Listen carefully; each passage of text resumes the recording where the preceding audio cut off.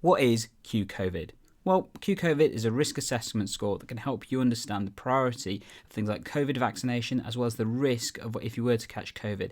And following in the next few minutes, I've got Dr Toni Hazell explain the whole system, how it works, what you need to know about it, and basically everything you need to know about QCovid. Let's tech enhance your primary care and learning.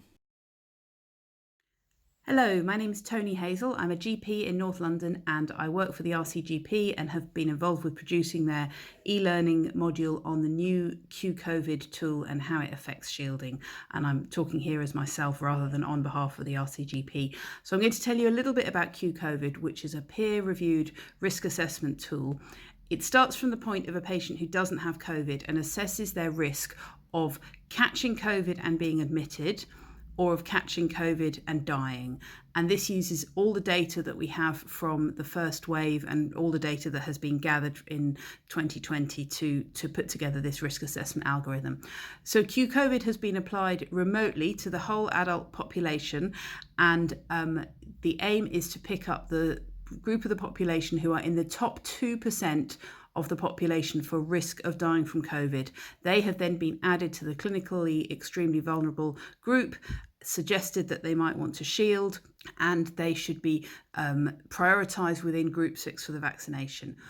So within QCovid, you can calculate the person's absolute risk or their relative risk compared to someone of the same age and sex with no other comorbidities or increased risks due to ethnicity and deprivation. And it is those who have a 0.5% absolute risk of catching COVID and dying, or a relative risk which is more than 10 times what it would be just for their age and sex, who have been put into the clinically extremely vulnerable group. These people are likely all to be in group 6 anyway, but as group 6 is a lot of people, they should now be prioritised and pushed to the front of the queue for the vaccine within group 6. I should stress that this is an England-only thing. The devolved nations have been given access to QCovid, but they haven't at the moment used it on a population basis. The QCovid tool is also available to GPs. I've had access to it for a couple of months as a tester, and I've used it a few times. It can be useful. We're not expected to use it systematically to run large numbers of people through it.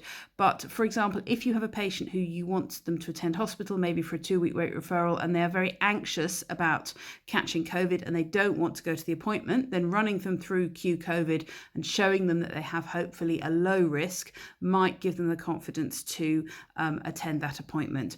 I've had a few allied professionals such as social workers and support workers ask me to add people to the shielding list who I didn't feel should be on there, and again running them through QCovid and showing that their risk was low has been quite helpful.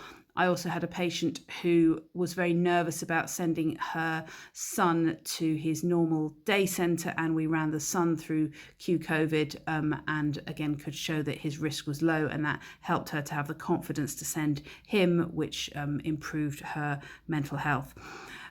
You may find if you have a patient who's been newly added to the shielding register and you run them through QCovid, you may find you get a different result. Now that might be because there's been a mistake, but it might also be because QCovid uses primary and secondary care data, and it uses defaults when data is missing. So it could be that there's some secondary care data on the patient that you don't know about, or it could be that data has been missing, in which case QCovid defaults to male for sex, to Afro-Caribbean for ethnicity, and to a BMI of 31. And the idea of this is that they want it to overestimate risk rather than underestimate risk when there is missing data.